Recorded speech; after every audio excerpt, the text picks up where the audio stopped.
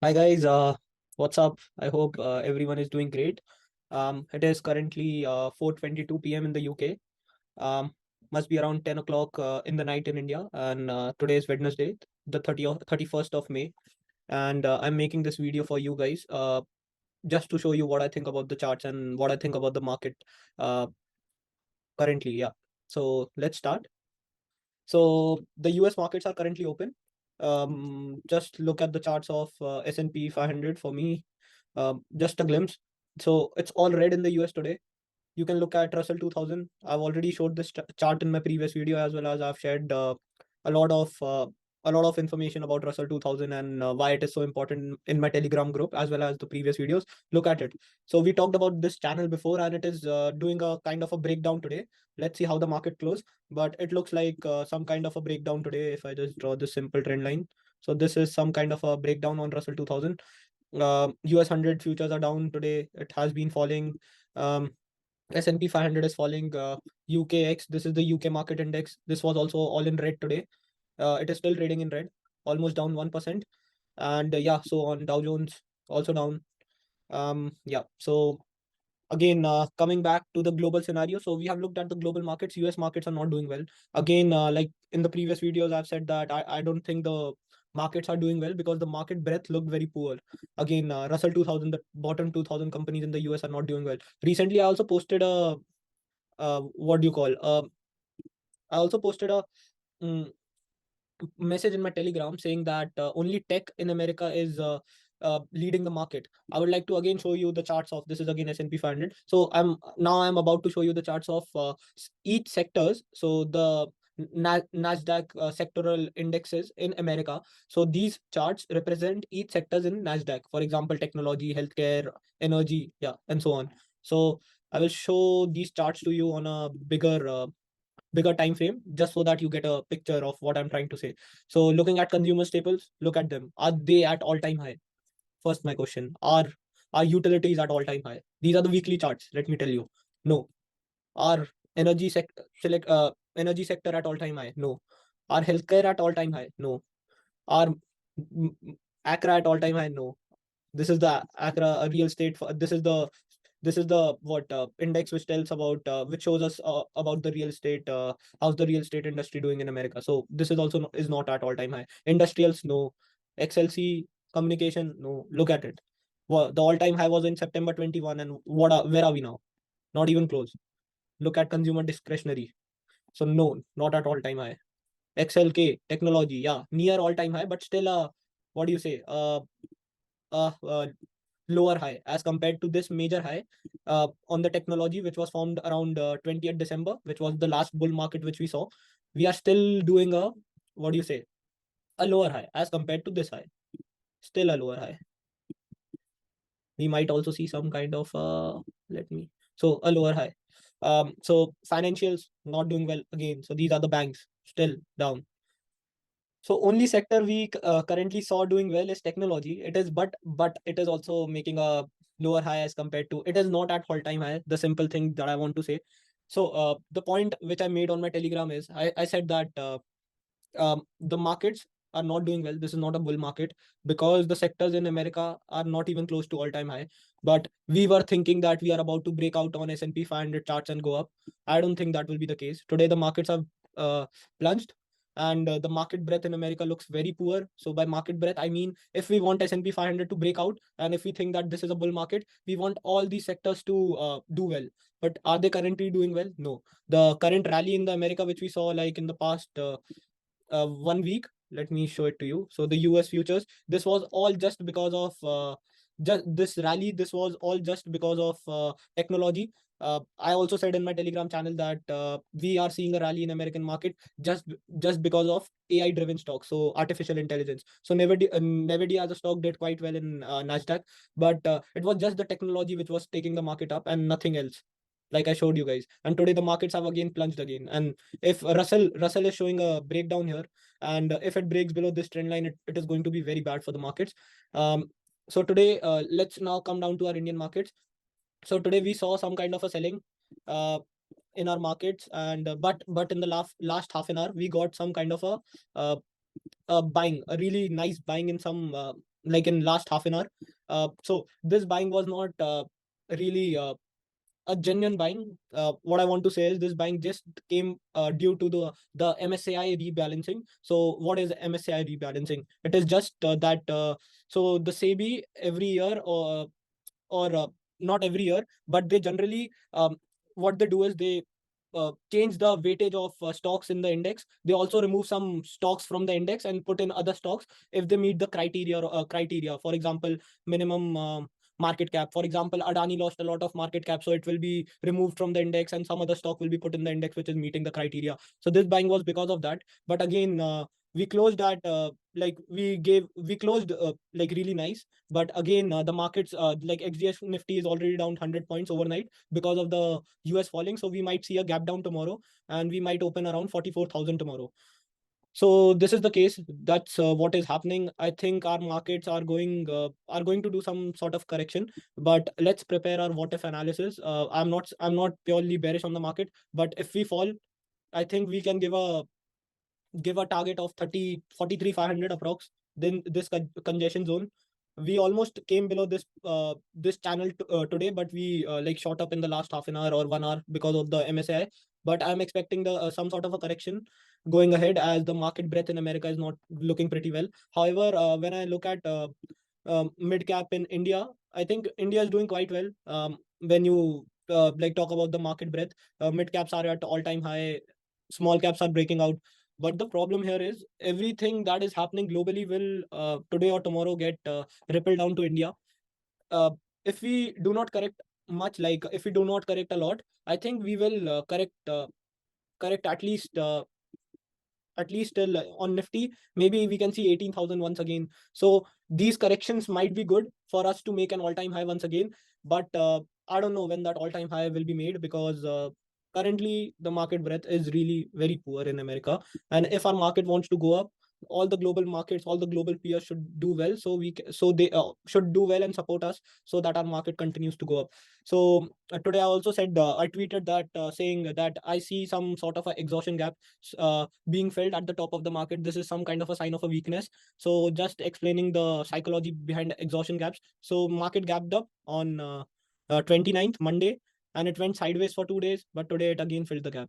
What happened here? The people who went long online, long long what in the on the weekends, like overnight, uh, they are trapped once again. And because the market has come down, all their stop losses must be hit. So the people who have gone long here have again got trapped. And if they run for a cover, we might see some sort of a bearish move towards downside.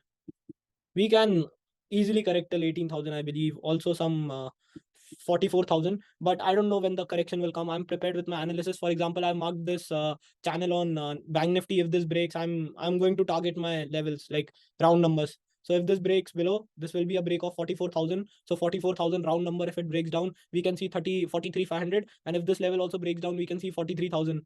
Yeah, and so on. Maybe at least this, at least.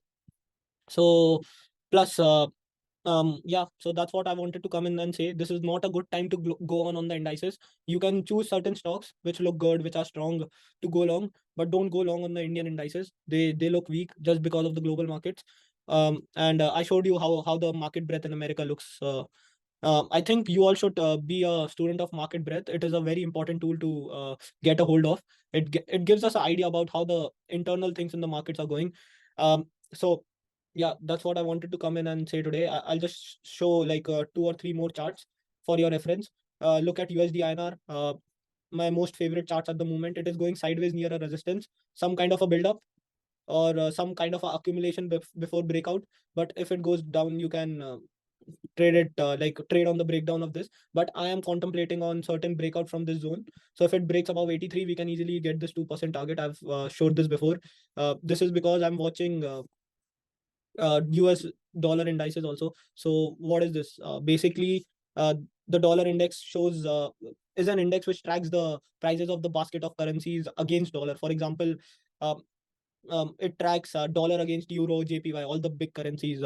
So currently we have broken above the 200 EMA on the US dollar index, which means, so this generally how to interpret dollar indexes. If this index is going up, it means that US dollar is becoming strong. So we are likely to, if this it has now come above its bearish territory by crossing its 200 daily moving average. So why do I say that above its bearish territory? Because in technical language, we technical analysts generally we generally interpret price action using 200 EMA as that if the price is above 200 EMA, we think the stock is doing good, it is in a bullish territory. If it goes below 200 EMA on a daily chart, it is in a bearish territory. So that's why I'm saying that it has come on it in its bullish territory, and we might see some of this dollar getting strong into USD INR. At the same time, like I said that dollar index is is currently showing us that the US dollar is getting stronger. So which means that the currencies which is against it, for example euro, JPY, so INR is not included in that index. Don't get confused. So currently when the dollar index is going up, we are seeing some weakness in euro INR, which means that the euro is getting weak. So this also has a good opportunity to short. Maybe I've seen this this is a breakdown of this trend line, and we might get a target of at least this. It is a big target, I believe. We might see some hurdle at 200 EMA, but still we have two big targets to go for. One will be 1% and another will be 2%. So we can short euro INR. So these are the trade ideas from my side. We can go long on USD INR if it breaks above. But just a quick tip here, you can accumulate some of the positions here before the breakout, because if the breakout is really fast and furious, I don't think we will get good entries. So you can be placed here with a good stop loss below this or below this or below the channel if you have good risk appetite, and wait for the breakout. Yeah, so this was all from my side. I just wanted to show you guys the charts and what I think about the markets. Don't be long. Also, yeah, just the last thing I said that I'll be selling on my tweet today. I said that I'll be selling 44,000 and above calls. It was just because of the gap theory that I explained to you. So there was a gap up, but the gap up did not sustain. What does this mean? It simply means that the buyers who have went long uh, has like the buyers who have went long overnight weren't able to keep the market up, or they are trapped. They are somewhat trapped. That's what it simply means, as the gap has been already filled. So I think this was some kind of a distribution at top. This whole 2 days of price action was some kind of a distribution at top, and I think that the markets might go down for a correction from here, and we might see some correction. Also, just another concept, you can see that bank nifty was easily following this channel. I had already marked it before. I was thinking that we might come till here and then we might fall. I was planning to short on the trend line, uh, but what happened is the market sold off from here only. So this is a concept of SOT. What is SOT? SOT is shortening of thrust. This simply means that the buyers have lost power and the sellers have gained power. Because for example, if the buyers were strong, they would have easily brought the price till this resistance, and then the sellers might have attacked from here. But the sellers have reduced the power of buyers. Ideally a new higher high should have been here according to the channel, but they were strong enough to stop the buyers here and drag the markets down for here. You can Google up this concept of SOT, shortening of thrust, and do your own research. I just wanted to teach you guys some new concept today of SOT. I Yeah, so that was all for me today, and I would see you guys in next video. And yeah, just be on the right side in the market. Don't be trapped. Don't keep thinking that we are on like at all time high and we are likely to break out. Don't be blindly buying some calls at all time high that the market will break out and it will make a new all time high. If the market had to break out, Nifty would have also performed well, but Nifty is also currently underperforming. Bank Nifty is outperforming, as you can see. So just comparing one more observation. So this was 15 December 2020, 15 December, and this was also the same dates around this. So around this time, so currently Bank Nifty is making an all-time high, but Nifty is not making an all-time high. But previously, when they both were making an all-time high, they both did that in the same duration of time. However, what is happening now is Bank Nifty is outperforming and Nifty is underperforming. Bank Nifty just tells us that the local banks in India are strong, which is because they did quite well as compared to the global peers. We did not see any bank failing in India like we did in the US. But Nifty as an index shows us the health of the economy, our whole full economy, as it includes stocks from all sectors. And this is currently underperforming. I don't think why. If Nifty had to, if markets had to make an all-time high in India, and be bullish. These both index should have been outperforming and should have stayed at their all-time highs so that the market could have continued to go up. Look at the US markets, they don't look really good. I'm very concerned about the Russell 2000. It might break down. I'm not saying that I'm fully bullish on the market, but I have my cutoff levels. For example, if Bank Nifty again breaks above this channel, I will easily cut my shorts. Not even the channel, just this the gap up candles. These are my stop loss for the shorts, 44,500. So I'm not being what stubborn that my view is short, but I am being cautious in this market and telling you what the charts really look like, and what is going behind the charts, which will help you understand the true psychology. If the markets really wanted to make an all-time high, why we are seeing gold breakout? What is gold? Gold is simply a commodity which is usually bought by central governments and people to run for a safe cover. But what is happening right now? If people are investing in safety, why are the markets making all-time high? That is really a question. Is this some kind of a bull trap that the market is making?